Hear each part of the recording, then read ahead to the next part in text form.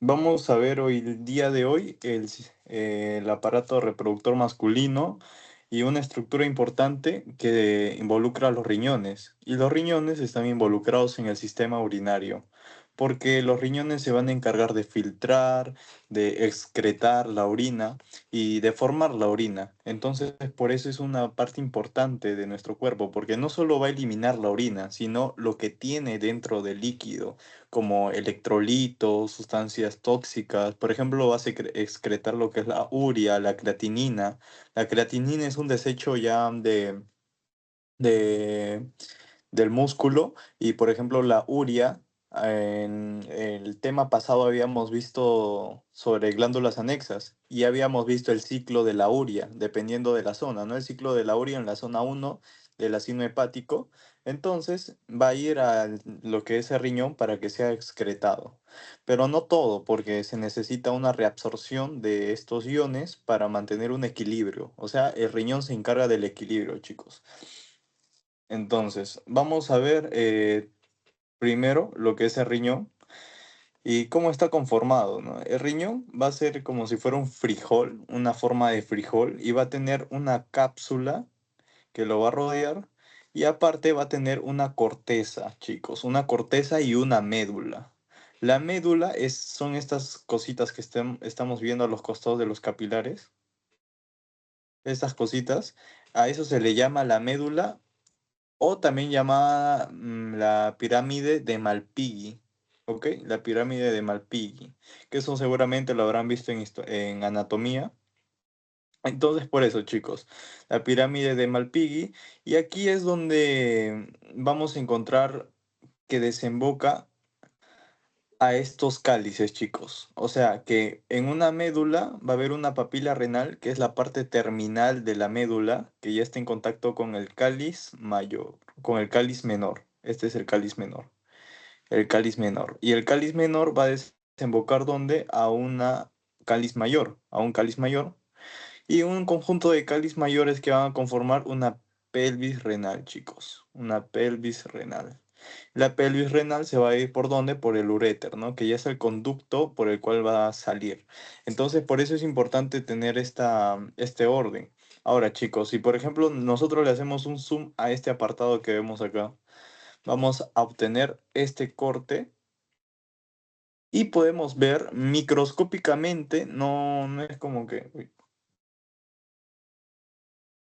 ya, no es como que microscópicamente, o sea, en una lupa podemos verlo, ¿no? Sino que necesitamos una interpretación de cómo funciona la excreción, la reabsorción y la filtración de la orina, ¿ok? Es importante esos tres términos: excreción, absorción y filtración de la orina, que va a estar conformado en todo este sistema de conductos. Es como si fueran conductos de tubería igualito, solo que ahí se va formando la orina.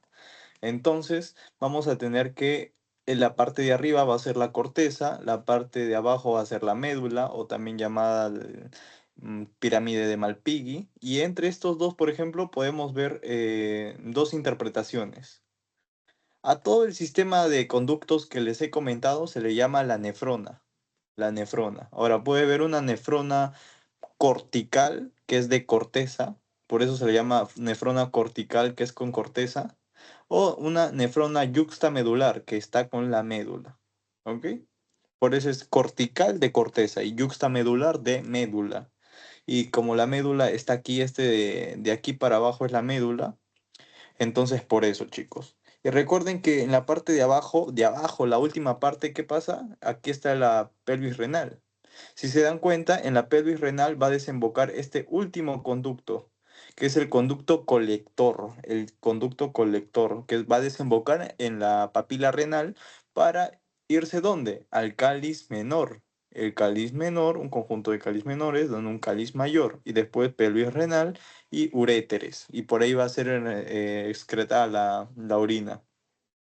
Ahora, chicos, aquí, si son observadores, todo el sistema de conductos va a proceder de esta zona importante, que es el glomérulo. Este es el glomérulo, chicos. La bolita que ven aquí es el glomérulo. ¿Y por qué es importante el glomérulo? Porque el glomérulo se va a encargar de la filtración de la orina. O sea, por ejemplo, el glomérulo, vamos a ver que es una red de capilares fenestrados. Es como si fuera un montón de capilares, así ahorita lo vemos, pero es como si fueran apilados. Y esos capilares van a secretar lo que son electrolitos, sustancias, para poder dirigirse al sistema de conducción, o sea, de los túbulos. Ahora, vamos a ver, chicos, que esta es una lámina histológica y la estructura que podemos ver aquí es un glomérulo. El glomérulo, chicos, va a tener una porción importante llamada la cápsula de Bowman, que eso lo habíamos visto en el primer capítulo. ¿Qué tipo de epitelio era la cápsula de Bowman? Simple plano, ¿no?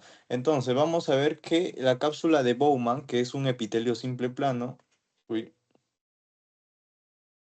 ya, que la cápsula de Bowman, que es un epitelio simple plano, va a ser de dos porciones, chicos. Va a ser una porción parietal y una porción visceral. La cosita que están viendo acá en el centro, la cosita que ven aquí en el centro es la red de capilares fenestrados, o sea, el glomérulo. ¿Ok? Son capilares fenestrados, el glomérulo. Y entonces aquí podemos ver que en los glomérulos hay una pequeña capita delgada que lo va a rodear al glomérulo y se va a llamar los pedícelos o la porción visceral de la cápsula de Bowman. Visceral porque está con la víscera de los vasos sanguíneos. ¿Ok? Ahora, la porción que está externa, que está aquí ya por el tejido de el riñón, va a ser la cápsula de Bowman parietal, porción parietal, o sea, lo que lo rodea, la porción parietal. ¿Se dan cuenta, no? Que aquí podemos ver estos epitelios simple plano que ven aquí. ¿Se dan cuenta cómo el núcleo es abultado y está sobresaliendo, por ejemplo, acá? Entonces es simple plano, ¿ok? Y ahora, por ejemplo, aquí podemos ver una red de capilares.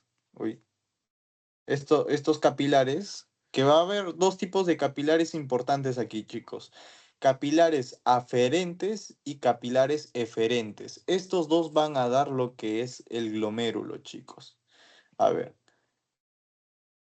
Esa fue como una pequeña introducción, igual ahorita lo vamos a volver a repetir porque este tema es corto, solo que aparato reproductor masculino es más.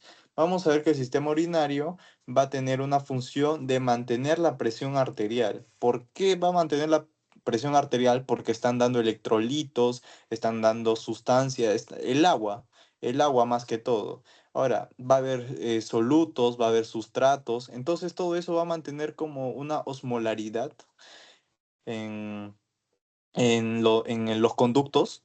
Entonces, por eso, más que todo, va a regular la presión arterial, porque la presión arterial va a ser como chocan contra las paredes de los vasos sanguíneos, las sustancias.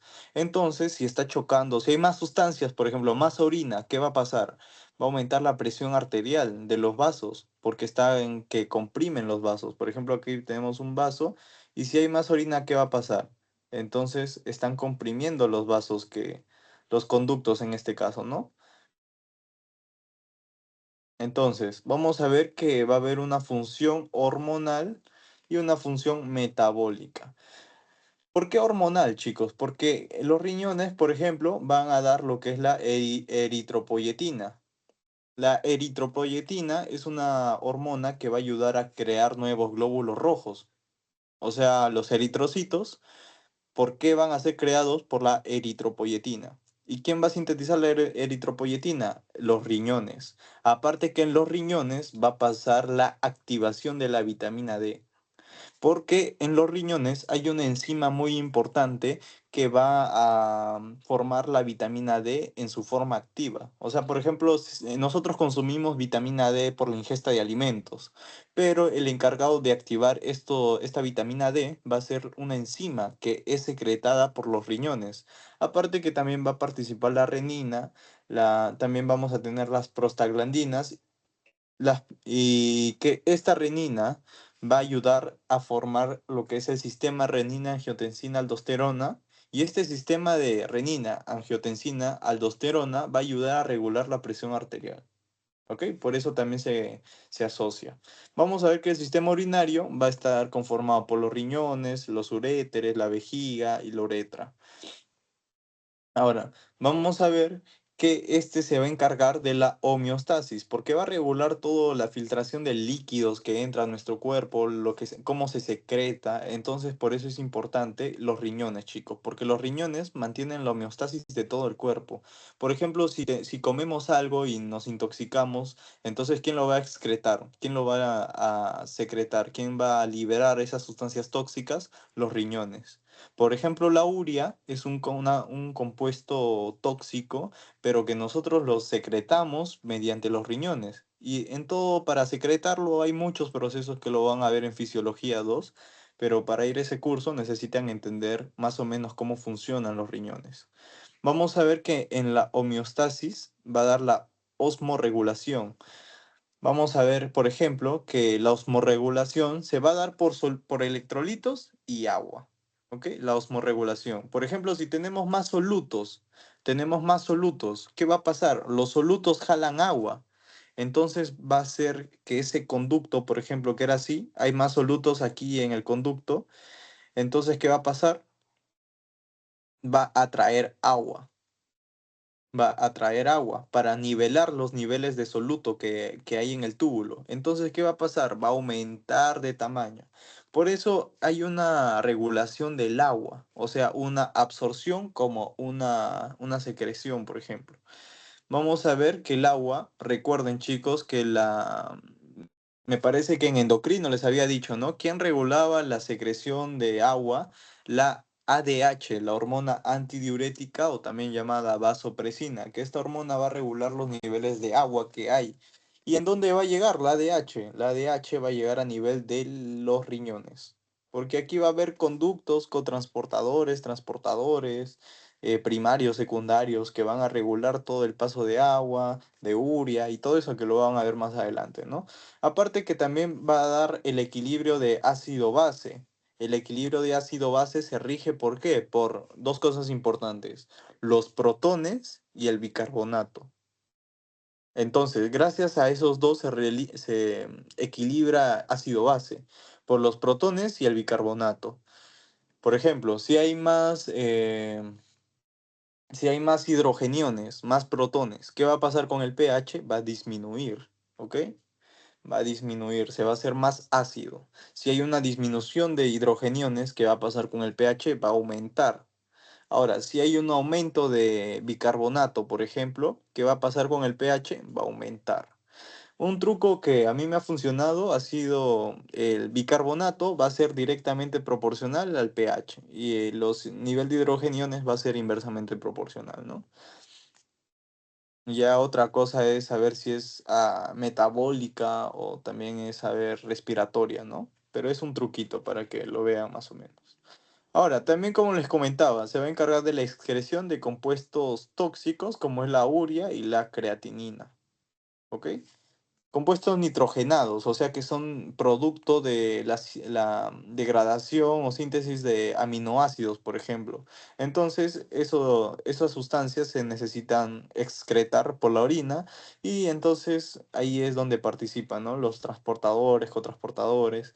Vamos a ver que los riñones, como les había comentado, tienen una cápsula. Y esa cápsula es tejido conectivo colagenoso denso y regular. Pero aparte, ¿quién da ese conectivo colagenoso? Lo va a dar los fibroblastos. Que los fibroblastos también recuerda que sintetizan fibras elásticas. Y ahora, aparte también van a tener células mioepiteliales. ¿Ok? Células mioepiteliales. Mio de músculo y epiteliales de epitelio. Ahora, vamos a ver, chicos, el túbulo urinífero. A ver, el túbulo urinífero va a ser importante, chicos, porque es la unidad funcional de riñón y estos van a desembocar en tubos colectores y nefrona. Ahora, chicos, pregunta de examen, por ejemplo, ¿cuáles son las partes de la nefrona? La nefrona está constituida por un corpúsculo renal y aparte una serie de conductos, o sea, el túbulo contorneado proximal, túbulo contorneado distal y un asa de Henle. Ahora, el recorrido va a ser este, chicos. El recorrido va a ser este. Vamos a tener el glomérulo. Pero antes del glomérulo vamos a tener una arteria. A ver, mejor lo dibujo. Vamos a tener una arteria aferente que va a llegar hacia una arteria eferente. Recuerden, aferente es la primera y eferente es la señal que va a dar algo. O sea, primero iniciamos con la aferente y luego con la eferente. ¿Ok? Ahora, entre estos dos, se va a dar una estructura llamada el glomérulo. Ahora, el glomérulo, lo que va a pasar es que aquí se filtra, se filtra los electrolitos, la sangre, se filtra la sangre para dirigirse a lo que es los túbulos, ¿no? Primero inicia con el túbulo contorneado proximal. Ahora, luego del túbulo contorneado proximal sigue el asa de Henle. Pero este asa de Henle tiene dos porciones, ¿ah? No se olviden. Tiene una porción descendente como una porción ascendente. Y aparte va a tener, o sea, cuando termina esta porción ascendente, primero es una porción descendente y luego es una porción ascendente, ¿no? Es así más o menos. ¿Ok? Esta porción es la descendente y esta porción es la ascendente. Entonces, ¿qué va a pasar? Aquí se va a encontrar con el túbulo contorneado distal.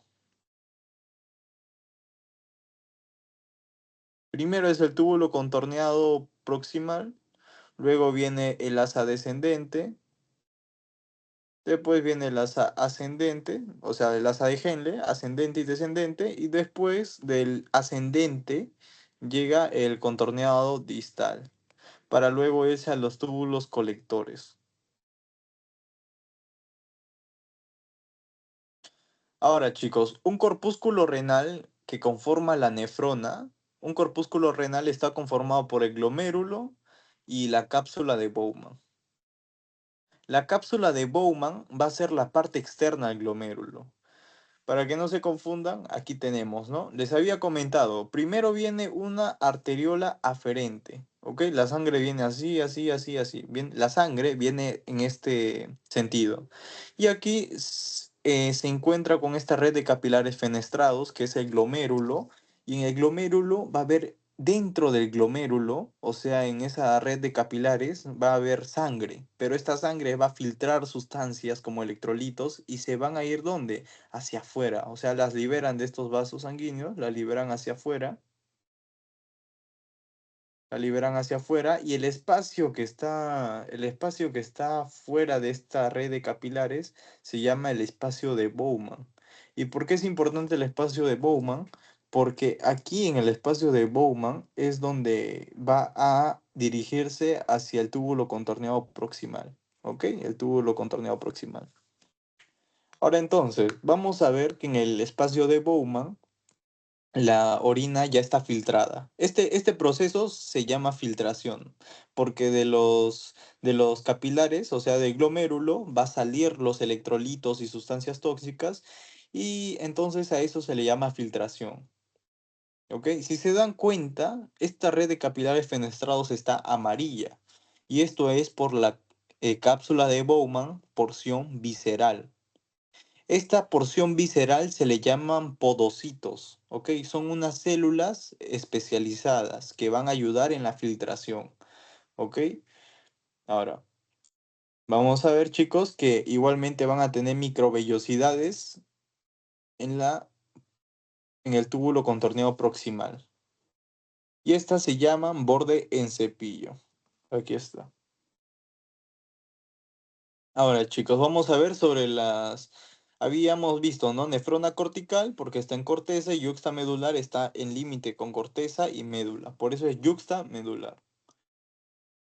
Ahora, chicos, vamos a ver el corpúsculo renal que estaba conformado por el glomérulo y el espacio de Bowman. Vamos a ver que el glomérulo es el que ayuda a filtrar la orina porque es una red de capilares fenestrados, que este es el glomérulo, chicos. Esta porción que ven aquí es el glomérulo. Es un capilar. Y en este capilar se dan cuenta que tiene poros. Por esos poros es que se va a filtrar los electrolitos, se filtra el agua. ¿Ok? Entonces, por ejemplo, tomamos agua, agua, agua, agua, tomamos mucha agua. ¿Qué va a pasar, chicos? El agua se difunde a la sangre y en la sangre se va a dirigir a los riñones, hacia el glomérulo y del glomérulo, como tiene estos huequitos, aquí es donde se filtra el agua hacia el espacio de Bowman. ¿Ok? El espacio de Bowman es lo que está fuera del glomérulo. Entonces, si se dan cuenta, esta porción de glomérulo no está desnuda. ¿Por qué? Aquí, por ejemplo, podemos ver el glomérulo mismo, pero con la capa que lo protege. Y esta es la célula especializada que les decía, llamada podocito. Y entonces, si el podocito rodea el glomérulo, ¿qué va a pasar? Está ayudando en la filtración de orina porque está reduciendo las sustancias o partículas que pueden ser liberadas desde los capilares hacia afuera, hacia el espacio de Bowman. ¿Ok? Entonces, obviamente, podemos ver que la red de capilares fenestrados, si es un capilar que tiene endotelio. Esas son sus capas, endotelio, lámina basal y pedicelo. El pedicelo va a ser la pata del podocito, así se le llama. El podocito es la célula, pero se dan cuenta que tiene como si fuera un pulpo, tiene prolongaciones, ¿no? Tiene prolongaciones. A estas se las llaman pedícelos. Ahora, esto es importante porque se dan cuenta que la lámina basal tapa el poro y aparte también el pedicelo va a tapar la lámina basal que está tapando el poro. Entonces actúa como una barrera. Ahora, es importante regular todo, ¿no? Regular lo que se filtra. Vamos a ver que los podocitos son células epiteliales modificadas. ¿Por qué son epitelio simple plano? Como lo habíamos visto, ¿no? El epitelio de simple plano, que es la cápsula de Bowman. Y la cápsula de Bowman tenía porción parietal y visceral. La porción visceral son podocitos. Aparte que también vamos a tener en los podocitos, vamos a tener que están rodeados de lámina basal y también están con pared de endotelio y son una capa visceral de la cápsula de Bowman. Ahora, chicos, aparte de estas células, también vamos a encontrar otras células que provienen de tejido conectivo o tejido conjuntivo. A estas se les llaman células mesangiales. Su origen va a ser tejido conjuntivo y también origen de músculo liso. Entonces, ¿qué quiere decir si son músculo liso? Tienen capacidad contráctil, ¿ok? Las células mesangiales. Chicos, un momento, por favor.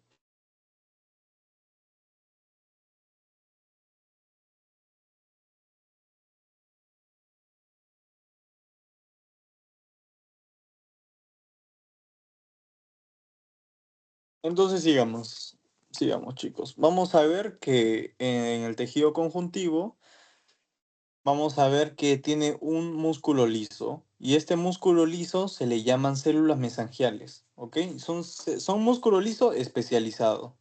Entonces, si son músculo liso, capacidad contráctil. ¿Y qué va a tener? Va a tener actina y miosina, porque sin eso no hay contracción. Vamos a ver que que también son pericitos, que pueden secretar matriz extracelular y también colágeno. Aparte que estas células mesangiales tienen actividad fagocítica. Y es importante esto porque ayudan en la inmunidad. Vamos a ver también que tienen un soporte mecánico para capilares, o sea, el glomérulo. Y van a secretar prostaglandinas, citocinas, endotelinas. Ahora, me parece que algo de aquí vino, ¿no? Me parece que algo de aquí vino en un examen pasado, no sé bien, pero igual es importante que se acuerden las funciones que tienen, chicos. Ahora, vamos a ver que las células mesangiales tienen una porción extraglomerular y porción intraglomerular. Si se dice extraglomerular, va a estar fuera del glomérulo. Si tiene una porción intraglomerular, es que es dentro del glomérulo. Ahora, las células mesangiales intraglomerulares, que están entre el glomérulo, entonces estas son las que van a ayudar al soporte de los capilares del glomérulo, porque están dentro. Es como si fuera una maqueta que soporta ese peso. Entonces, por eso mismo, son intraglomerulares, que ayudan al soporte. Vamos a ver que también tienen una capacidad contráctil, o sea, modulan su tamaño al contraerse o dilatarse, y esto va a estar regido por algunas citocinas, prostaglandinas y endotelinas, ¿ok? Y esto permite, por ejemplo, a reducir la filtración de orina, porque el capilar se está haciendo más pequeño. O sea, es como una vasoconstricción. Nuestros vasos se hacen más chiquitos. Entonces, ¿qué va a pasar? Por ejemplo, con la endotelina, ¿no? Hay una vasoconstricción. ¿Qué va a pasar? Reduce la filtración. Vamos a ver igualmente que tiene una actividad fagocítica, no se olviden, porque es importante. Estas son las que defienden a las células del glomérulo, o sea, las células endoteliales, porque están entre el glomérulo. Ya lo habíamos visto, ¿no? Las intraglomerulares. Ahora, aparte, el glomérulo va a tener poros, como les había comentado aquí en la imagen, que estos poros miden 70 nanómetros. Ahora, si se dan cuenta, por ejemplo, si mide 70 nanómetros y el diámetro de un eritrocito era como 7 micras, entonces no va a filtrarse la célula. Por ejemplo, no se va a filtrar ni los eritrocitos, no se va a filtrar ni los leucocitos. Entonces, en la orina no puede ver sangre, no puede ver tampoco glóbulos blancos, solo debe ver electrolitos, sustancias. Entonces, por ejemplo, si hay una filtración de orina, o sea, la orina es roja, también podríamos sospechar en una disfunción a nivel del glomérulo en los poros. Porque es importante el tamaño, chicos, porque el tamaño le va a decir si puede pasar el eritrocito o si puede pasar el glóbulo blanco. Vamos a ver que aparte de este poro, también tiene una barrera física y una barrera de carga. Y es importante, chicos, porque la barrera de carga es la que va a repeler que no pasen proteínas. Las proteínas, por ejemplo, las proteínas aparte de que son grandes, de que, las proteínas tienen carga negativa y aparte son grandes. Entonces, las cosas que tiene aquí, por ejemplo, los podocitos, el endotelio y la lámina basal, tienen una carga negativa. Entonces, negativo, negativo se repelen. No puede pasar las proteínas. Por ejemplo, en la orina no encontramos proteínas, aparte de que no encontramos glóbulos rojos ni leucocitos. Entonces vamos a ver que solo pueden pasar carga positiva. Y en la barrera física no pueden pasar moléculas mayores a 70.000 daltons. ¿Ok? Y aquí lo sacan, ¿no? 70.000 daltons, 70 nanómetros. Y vamos a ver que la lámina basal también está, miren, este sistema de filtración. O sea, necesita tener tantas cosas para que se mantenga este balance, que la lámina basal tiene tres porciones, una rara externa, rara interna y una lámina densa. La densa está entre la externa y la interna.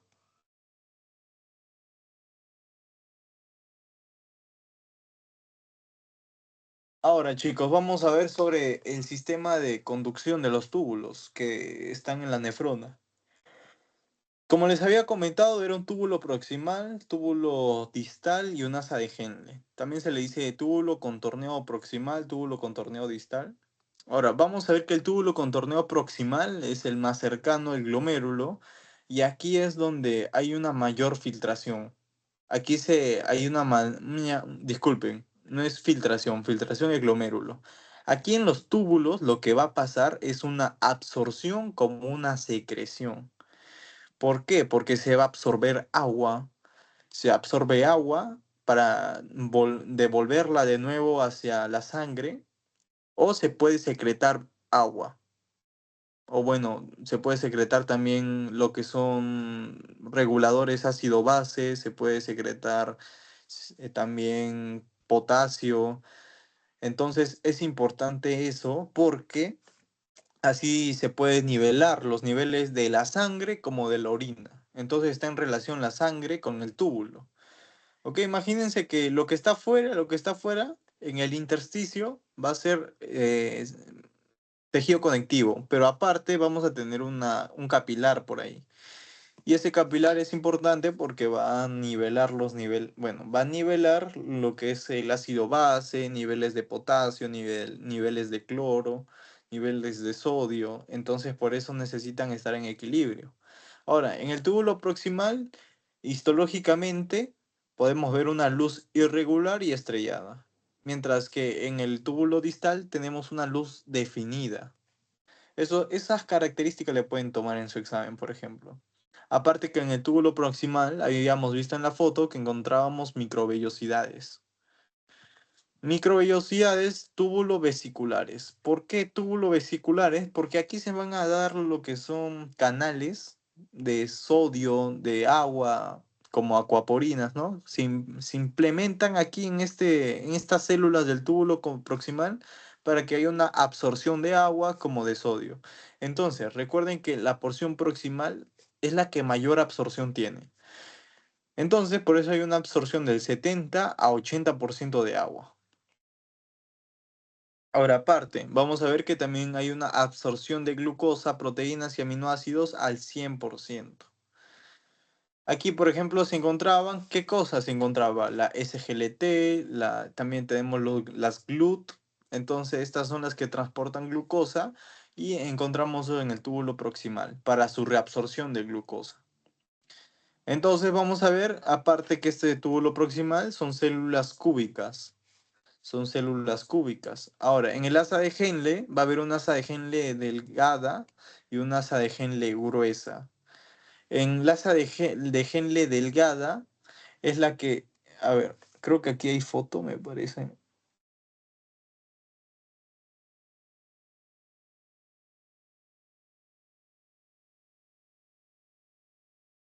Ya, a ver, no hay una foto, me parece, pero hay una porción del asa de Henle que está entre la descendente y la ascendente, que va a ser la delgada. Pero hay una porción en la ascendente, que es la porción gruesa del asa de Henle. Y esta es muy importante porque en la porción gruesa, como es gruesa la célula, como pueden ver aquí, por ejemplo, como es gruesa la célula, es muy impermeable a la ósmosis de agua. Entonces, por eso es importante estas características, ¿no? De las células que están en los túbulos con torneo proximal, distal y asa de Henle. En el asa de Henle hay células planas, como también puede haber células un poco más cúbicas, porque es la asa gruesa. Podemos ver que aparte tiene colágeno tipo 1, 2, 3 y 4. Van en orden, ¿no? Menos mal.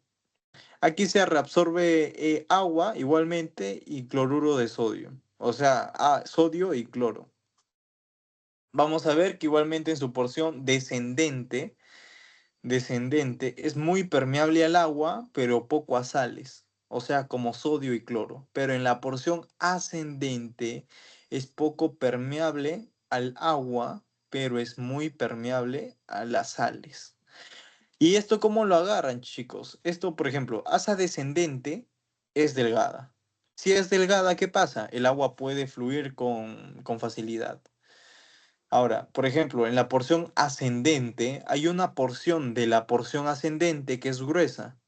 Entonces, como es gruesa, no permite el paso de agua, de ósmosis de agua, porque la célula cubre todo el espacio por donde puede pasar el agua. Y aparte que esta porción, como tiene muchos transportadores, pueden ser permeables a sodio, a cloro. Ahora vamos a ver que en el túbulo distal es unas células cúbicas, recuerden la luz definida, a comparación de la proximal que era irregular. Y aparte aquí tiene microvellosidades, pero un poco más cortas. Y lo importante aquí es que secreta potasio y también iones como hidrógeno. ¿Por qué es importante el hidrógeno? Para regular el ácido base. También aquí, por ejemplo, el bicarbonato puede reabsorber bicarbonato. ¿Por qué? Para regular ácido base. Ahora, chicos, aquí aparte tenemos unas células importantes, que son las células principales o claras, y también encontramos células intercalares alfa y beta, o también llamadas claras o oscuras. Vamos a ver que en las células principales o claras, las principales o claras, van a secretar potasio. Por ejemplo, si secretan mucho potasio, ¿qué va a pasar? Nos quedamos sin potasio en la sangre porque lo están secretando el túbulo. Entonces hay hipopotasemia. Si secretan poco potasio a los túbulos, ¿qué va a pasar con la sangre? Hiperpotasemia, porque no está secretando mucho potasio al túbulo para ser eliminado por la orina, sino que lo está manteniendo en niveles tan óptimos que nos va a dar hiperpotasemia. Ahora, aparte, también hay una reabsorción de sodio y agua. Y en las células intercalares, alfa y beta, o también llamadas oscuras, es importante, chicos, porque esto vino en pregunta de examen anterior o del ciclo anterior del anterior. Pero esto sí vino, que fue que las células intercalares alfa y beta regulan el ácido base de la sangre. Y estas células se encuentran por los túbulos colectores. Y aquí está, ¿no? Los túbulos colectores pueden ser corticales, medulares y papilares. Corticales, recuerden, ¿no? Hay tres porciones. Primero tenemos la corteza, después viene la médula y después viene la papila. ¿Para que desemboque dónde? Al cáliz menor, cáliz mayor, pelvis renal y uréter. Aquí está, este es el, sí, sí estaba acá, chicos. Miren, aquí está el glomérulo. La red de capilares fenestrados van a ir hacia el túbulo contorneado proximal y aquí va a aparecer un asa de Henle descendente, y aquí viene la porción delgada, ¿no? Que está como entre la subida y la bajada. Vamos a ver que en la ascendente, la porción ascendente del asa de Henle, hay una asa gruesa, que esta va a ser permeable a solutos y poco agua. Vamos a ver que después viene el asa contorneado distal. Y aquí si se dan cuenta donde viene este túbulo, por ejemplo, de varias zonas, que es el contorneo distal. Varios contorneos distales desembocan ¿dónde? En un colector. Porque aquí es donde se va a recolectar todas las sustancias de los otros túbulos contorneados distales para irse a la pelvis renal. Ahora, chicos, vamos a ver el aparato yuxtamedular, que hay, este aparato es el que va a ayudar en la regulación de la presión arterial. Tiene células yuxtaglomerulares, mácula densa y células mesangiales extraglomerulares. Ahora, chicos, las células yuxtaglomerulares son células que están, por ejemplo, por el arteriola aferente. Aquí está, chicos, la arteriola aferente. Se dan cuenta que estas células que están recorriendo la arteriola aferente están modificadas en un momento. ¿Se dan cuenta? Se modifican y se ponen un poquito más gruesas. Estas forman células yuxtaglomerulares. Yuxta porque están al costado del glomérulo. ¿Se dan cuenta? Yuxta, al costado del glomérulo.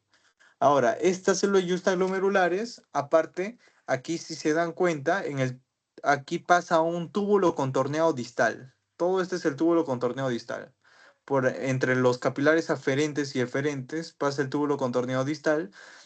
Y aquí en una porción del túbulo contorneado distal se forma lo que es la mácula densa. Otra vez se especializan las células que están cerca y forman otras células que son mácula densa.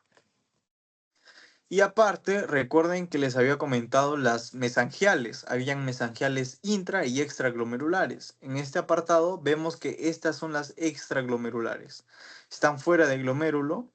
Y esto, las extraglomerulares, la mácula densa y las yuxtaglomerulares van a formar un sistema muy importante para la regulación de la presión arterial. ¿Ok? Forman el sistema renina-angiotensina-aldosterona. Entonces, por ejemplo, si les preguntan quiénes conforman el aparato yuxtaglomerular, les ponen las tres células. Ahora, si les preguntan, ¿quién ayuda al sistema renina-angiotensina-aldosterona? Estas células, ¿ok? Vamos a ver que aparte, recuerden, ¿no? Las extraglomerulares mesanquiales están acá y las intra están acá, porque están dentro del glomérulo.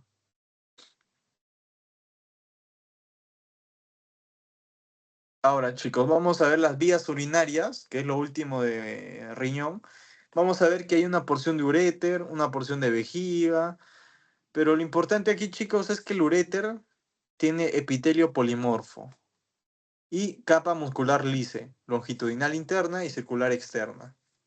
Vamos a ver que la vejiga tiene epitelio transicional igualmente, polimorfo, y tiene helicoidal de 3 capas. Muscular, helicoidal de 3 capas.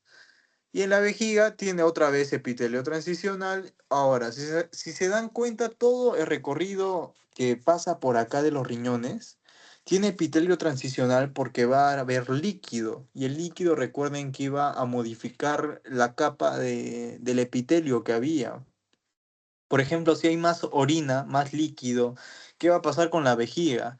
Va a comprimir las células que están rodeando el agua, o sea, la orina, y las va a hacer más aplanadas, porque va a haber más agua, más agua, más agua, más líquido, más líquido. Entonces, ¿qué va a pasar con las células? Se comprimen, se aplanan para que aumenten el almacenamiento.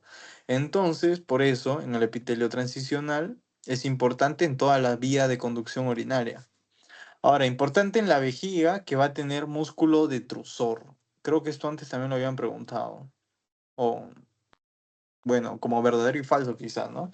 El músculo detrusor que está en la capa muscular de la vejiga y aparte tiene una longitudinal interna, longitudinal externa y una circular media. Tiene estas 3 capas de músculo, que es importante, a comparación de las anteriores.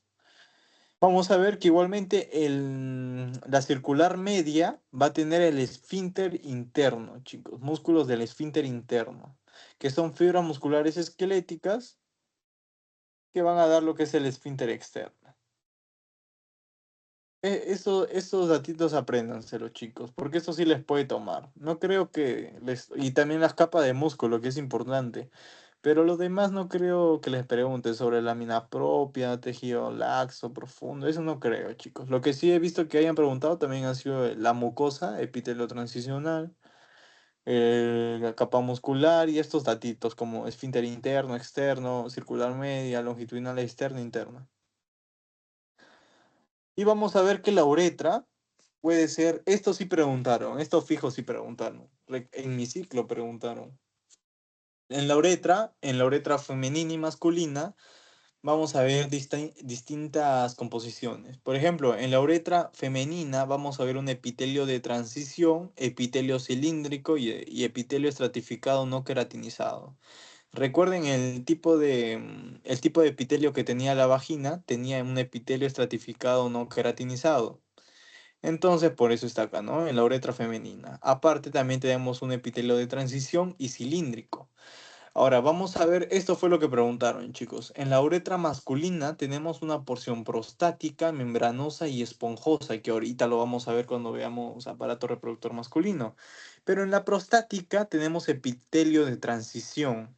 En la membranosa tenemos epitelio pseudoestratificado cilíndrico. Y en el esponjoso tenemos pseudoestratificado cilíndrico y aparte tenemos una fosa navicular. La fosa navicular tiene epitelio estratificado no queratinizado.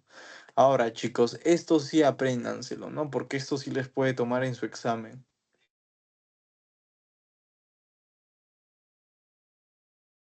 Ahora, chicos, vamos a ir con lo que es sistema reproductor masculino.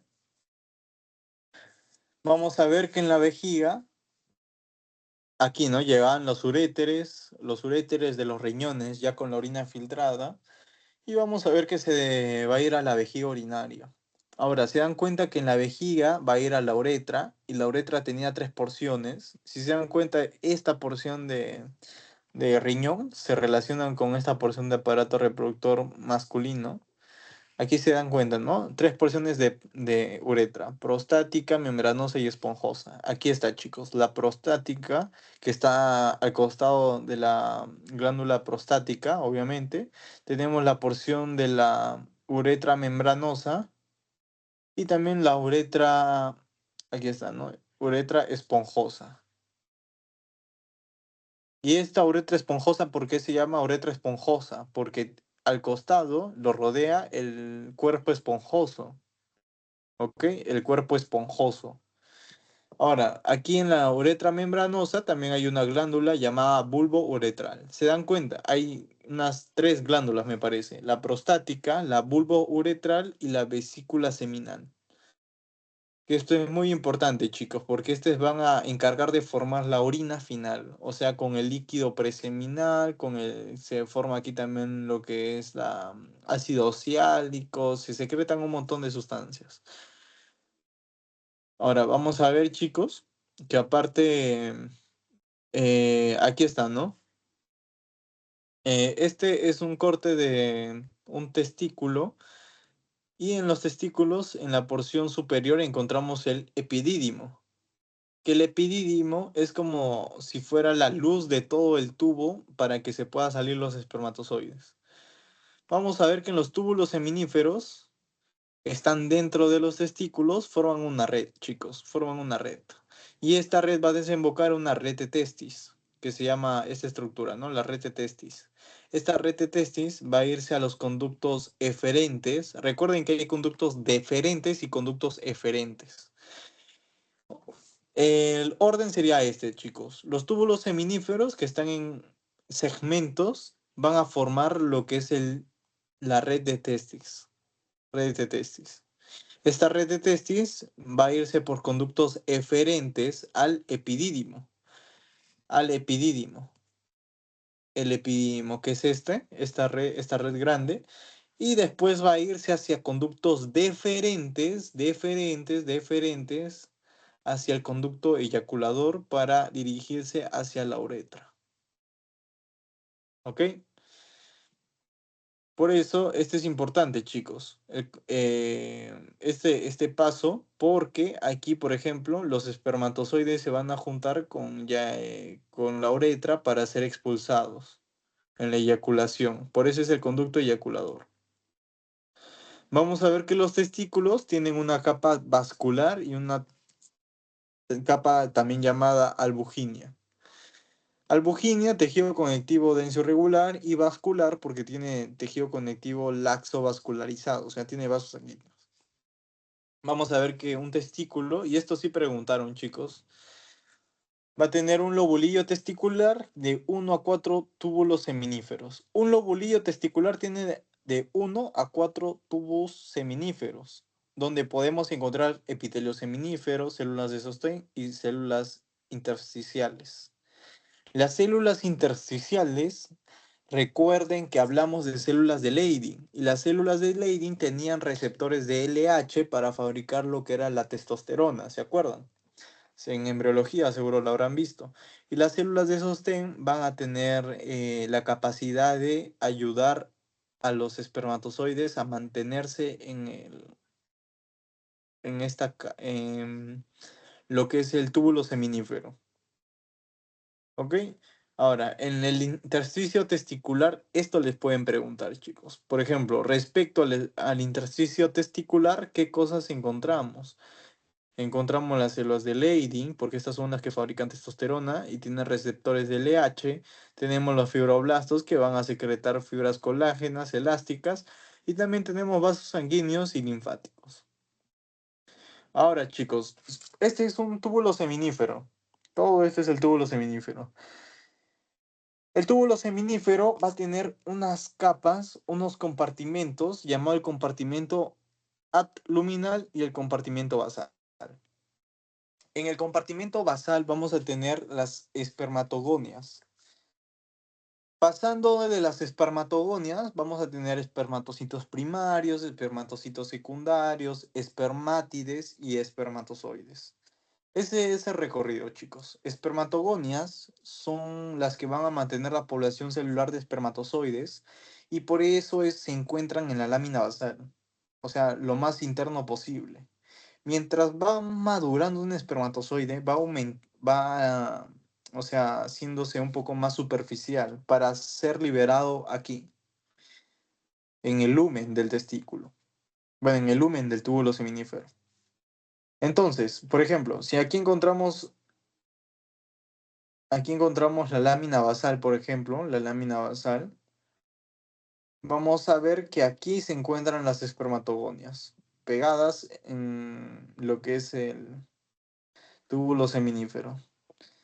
Pero entonces, después le siguen los espermatocitos primarios, que sería un poco más arriba, o sea, un poco más al lumen, que este es el lumen. O sea, se encontrarían por acá, por ejemplo.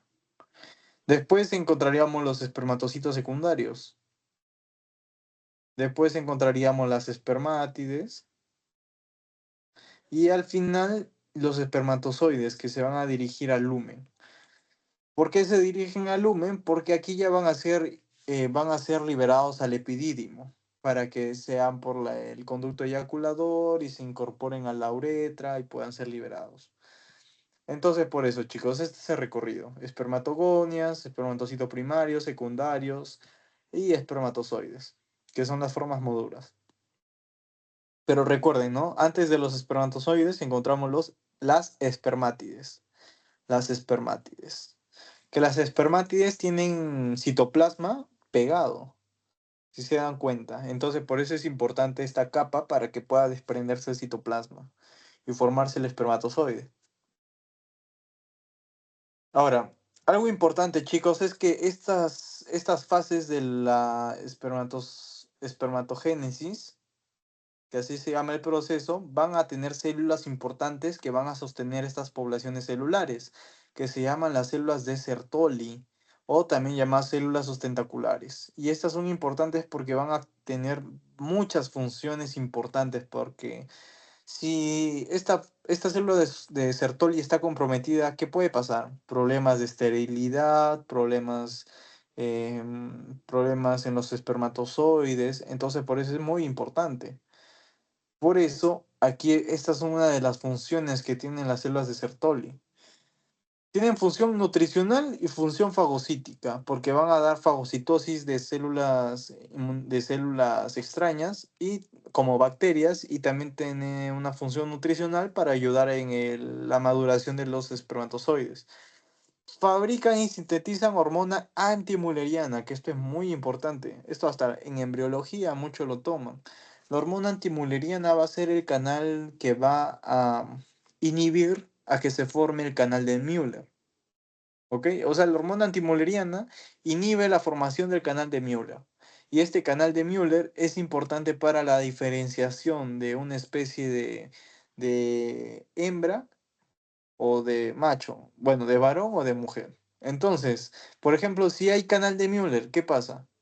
Es una mujer, pero entonces para inhibir que se forme este canal de Müller, se secreta la hormona antimülleriana. ¿Y quién la secreta? Las células de Sertoli. También se encargan de la barrera hematotesticular. Si se dan cuenta, forman uniones exclusivas y no se están tocando. Por ejemplo, si se dan cuenta en esta célula no toca la célula de Sertoli, no la tocan porque tiene uniones oclusivas. Y si no tuvieran estas uniones oclusivas, la detectarían como sustancias extrañas y habría un problema ahí. Ahora, aparte también van a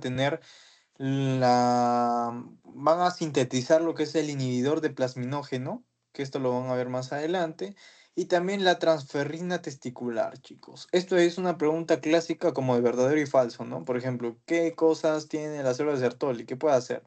Fagocitosis, hormona antimuleriana, inhibidor de plasminógeno, transferrina testicular, uniones oclusivas, la secreción de fructuosa y liberación de proteínas y síntesis de proteínas. ¿Como cuál es la proteína fijadora de andrógenos? La activina y inhibina. La activina, ¿qué va a hacer? O sea, ayuda a la liberación de la FSH, que si se acuerdan, la FSH, ¿qué era? La FSH es la hormona folículo estimulante y esta iba a estar a nivel de la adenohipófisis en el hipotálamo. Bueno, disculpen, en la hipófisis. Entonces, la hipófisis en las células gonadotrófas iba a liberar LH y FSH. FSH, ¿dónde van? A las células de Sertoli. Y la LH, ¿dónde van? A las células intersticiales de Leydig, que eso lo habíamos visto, ¿no? En antes. Entonces, por eso, la activina va a ayudar en la liberación de estas FSH y la inhibina va a inhibir la liberación de la FSH. Entonces, como una una regulación que estas células hacen para nivelar los niveles de hormona que van a llegar a este nivel de túbulo aquí está, ¿no? A nivel de las células de sostén que está acá. Entonces todo esto es como que tiene una conexión con la hipófisis para regular la liberación de FSH o inhibir la liberación de FSH, que es la folículo estimulante. Ahora, chicos, vamos a ver que hay un proceso llamado espermatogénesis que les había comentado, que es la formación de de espermatozoides. Pero en esta espermatogénesis tenemos una fase uno, fase 2 y fase 3. Ahora, en la fase uno es la espermatocitogénesis, fase 2 es meiosis y fase 3 es espermiogénesis. Y esto se han preguntado varias veces. La espermatogénesis. En la fase uno es la espermatocitogénesis, o sea, es la mitosis de las espermatogonias. Recuerden que las espermatogonias estaban en la lámina basal, dando las poblaciones celulares. Por ejemplo, las espermatogonias daban nuevas espermatogonias y aparte también podían diferenciarse en espermatocitos primarios para ser después secundarios y después ser espermátide y espermatozoide. Entonces, puede reemplazarse a sí mismo los espermatogonias como también diferenciarse en espermatocitos primarios. Ahora, después de esta espermatocitogénesis o fase uno de la espermatogénesis, va a ocurrir la fase 2 o también llamada fase de la meiosis, porque aquí va a haber una repartición de material genético porque el espermatocito primario se convierte en el secundario y aparte en el secundario se transforma también en la espermátide. Ahora, si habían, por ejemplo, 46 cromosomas, ahora van a ser 23 cromosomas que tiene cada uno. Entonces, es importante esta fase porque va a determinar el material genético, por eso es la meiosis. Recuerden que mitosis es como tener un clon. Si tú tienes 46 cromosomas y haces mitosis, tu otra parte va a tener 46 cromosomas. Pero si haces meiosis, una parte va a tener 23 y la otra parte va a tener 23. Entonces se reparten. Y esto es importante porque estas células que tienen 23 cromosomas, cuando se junten con un óvulo que tiene también 23 cromosomas, van a formar 46 cromosomas y va a ser lo normal. Entonces, esto ayuda también en lo que es en la diversidad genética. Y aparte, en la fase 3 o también llamada espermiogénesis, va a ser la conversión de espermátide a espermatozoide.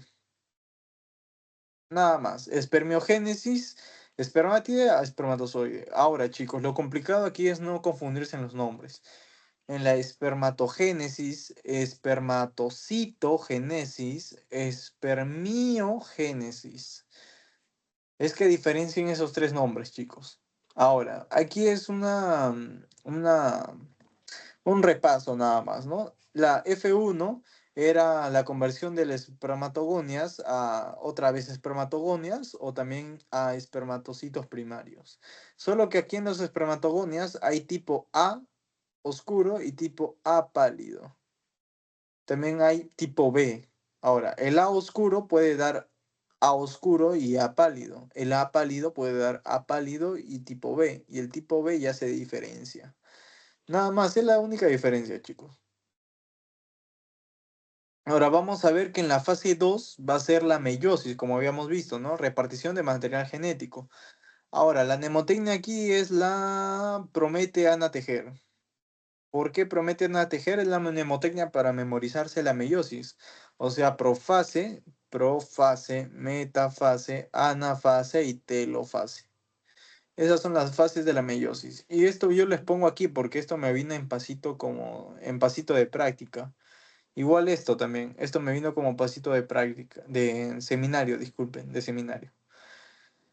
Ahora, chicos, en la profase vamos a encontrar la fase de leptoteno, cigoteno, paquiteno y diacinesis. Ahora, recuerdo que preguntaron en un examen también sobre la paquiteno, me parece. Aquí era donde se formaban las tetradas y se produce cromosomas grandes y gruesos. Ahora, si te preguntan dónde se aparean los homólogos de cromosomas, en el cigoteno. Si te preguntan dónde empieza la condensación de cromosomas, en el leptoteno. Y dónde hay intercambio de segmentos entre cruzamiento, en el diacinesis. Si se dan cuenta, todo termina en eno, excepto la esis, diacinesis. Como es la única que es diferente, es la última fase entonces. Ahora, en la espermiogénesis, que es la formación de espermátide a espermatozoide, va a haber un cambio conformacional en su estructura del espermatozoide. Entonces tiene tres fases, una fase Golgi, cubierta crosómica y de maduración. Y esto también preguntaron. En la fase Golgi encontramos una fusión del aparato de Golgi y se va a hacer como una vesícula crosómica. Se forma la vesícula crosómica. Ahora, la vesícula crosómica en la fase cubierta va a rodear el núcleo. Una mitad del núcleo va a rodear la vesícula crosómica. Y en la fase acrosómica es donde ya se forma el acrosoma del espermatozoide. El acrosoma es esto, chicos. Es como la punta del... Es como la cabeza, la punta de la cabeza. Es esto. Recuerden, ¿no? El núcleo rodeaba el núcleo. Entonces está acá. Rodeaba el núcleo, en la fase cubierta. Y la fase de maduración de la espermiogénesis es la eliminación de restos celulares como el citoplasma. Les había comentado en antes, ¿no? Que una parte importante es que, por ejemplo, los espermátides se mantienen unidas mediante citoplasma, como enlaces como citoplasma. Por ejemplo, acá hay otro. Y esto es importante porque va a mantener la nutrición de estas espermátides. Pero para madurar a espermatozoides necesita que estos enlaces se rompan. Y se rompen en la fase de maduración. Ahora, en la fase acrosómica hay una conformación del anillo, pieza y ultraestructura del espermatozoide. Es como si ya fuera todo esto, ¿no? Toda esta porción. Entonces, por eso aquí vamos a hablar sobre la estructura del espermatozoide, que esto se va a definir en la fase acrosómica. Ahora, vamos a ver que en el acrosoma, que es esta parte, ¿no? La que está aquí en la cabeza del espermatozoide, va a tener enzimas para penetrar al óvulo y poder fecundar. Entonces, por eso las enzimas que encontramos acá va a ser la hialuronidasa, la neuromidasa, la fosfatasa ácida y la acrosina. Acrosina porque está en acrosoma. Hialuronidasa porque rompe ácido hialurónico. Neumonidasa también necesita para la fecundación como la fosfatasa ácida. Entonces, por ejemplo, justo son cuatro alternativas, ¿no? Antes en los exámenes, por ejemplo, a mí me ponían cuál no pertenece a una enzima de la cabeza del espermatozoide. Entonces, por eso les puse aquí, ¿no?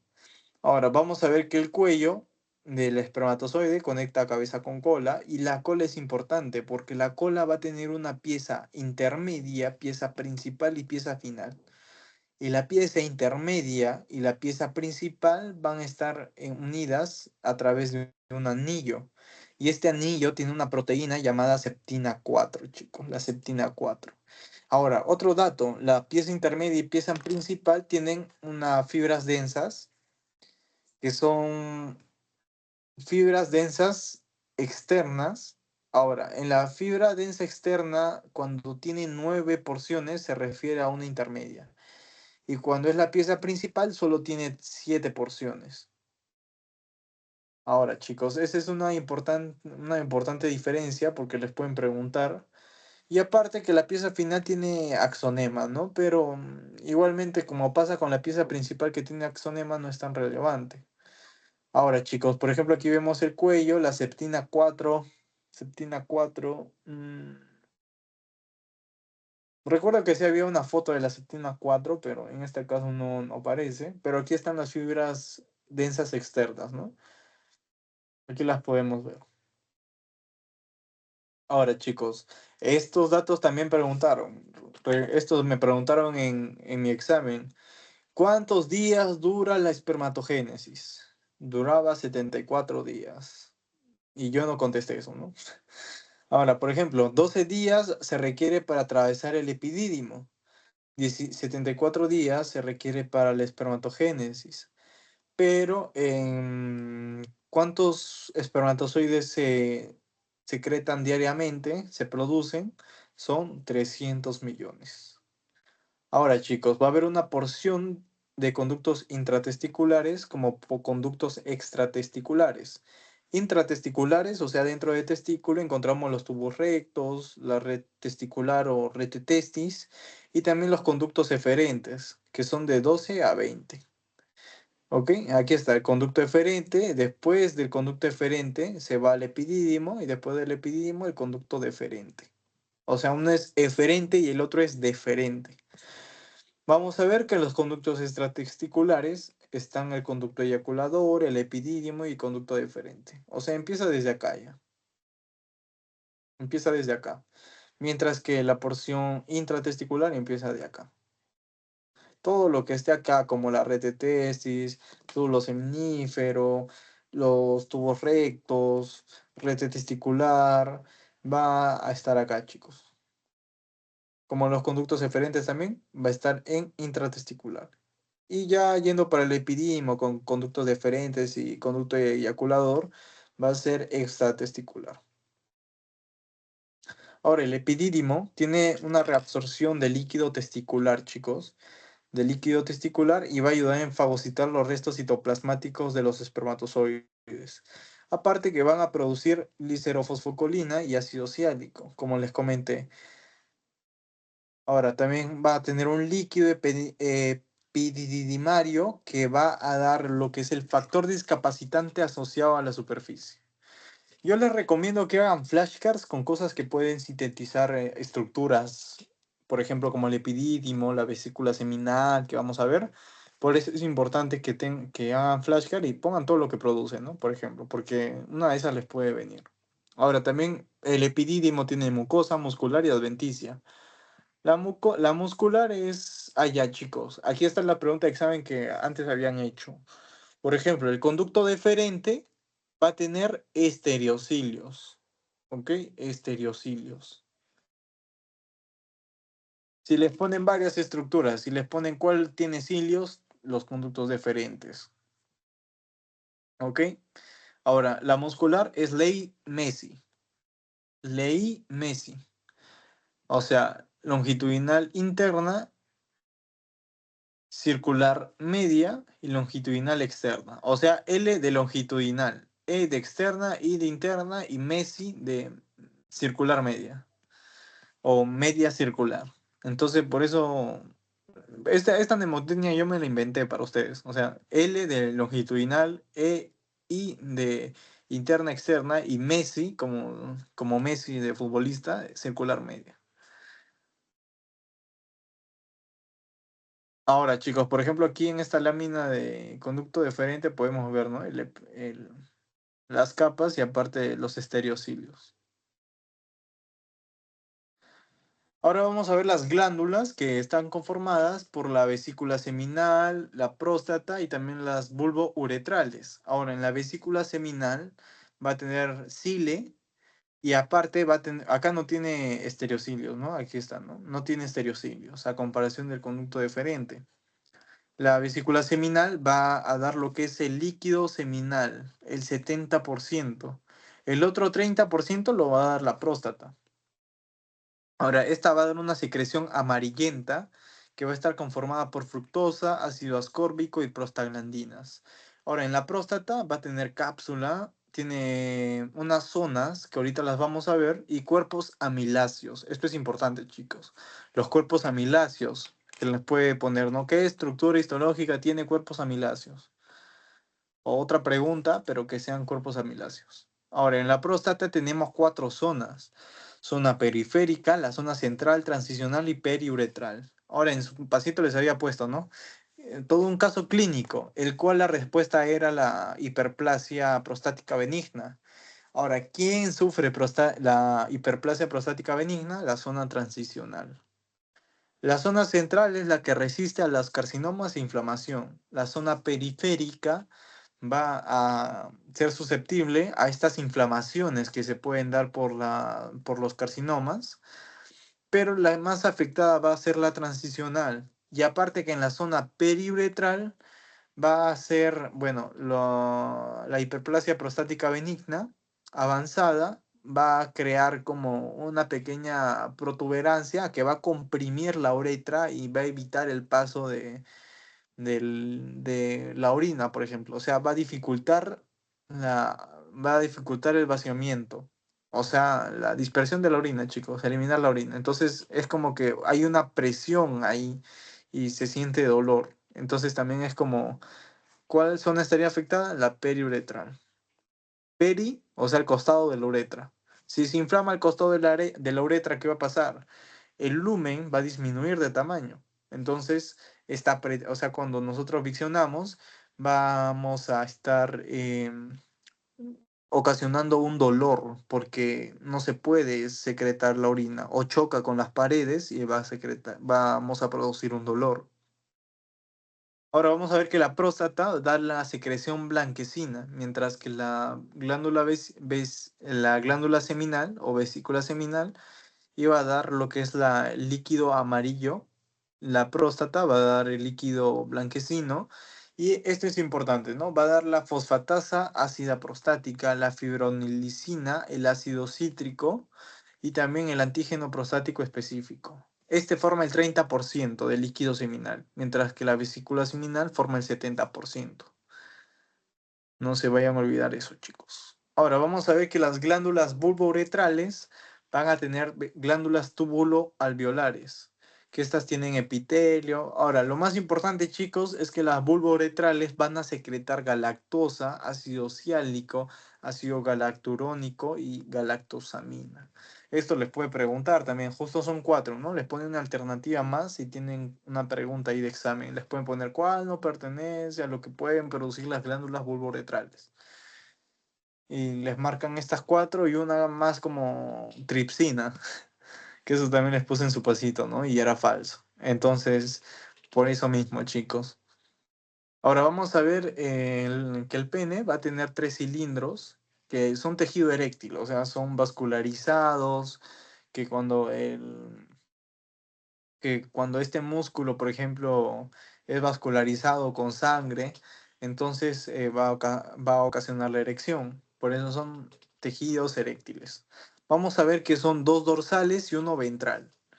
Los dos dorsales son los cuerpos cavernosos y el cuerpo esponjoso es el ventral.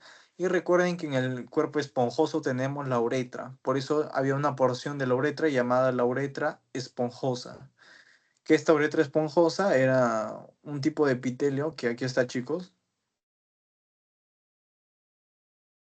Aquí está. Eso justo lo habíamos visto en el tema anterior, ¿no? Las tres porciones, esponjosa, membranosa y prostática. Que aquí está el pseudoestratificado cilíndrico con la fosa navicular. Ahora, chicos, eso es todo, toda la clase del día de hoy. Ahora les voy a mandar el post-test. A ver.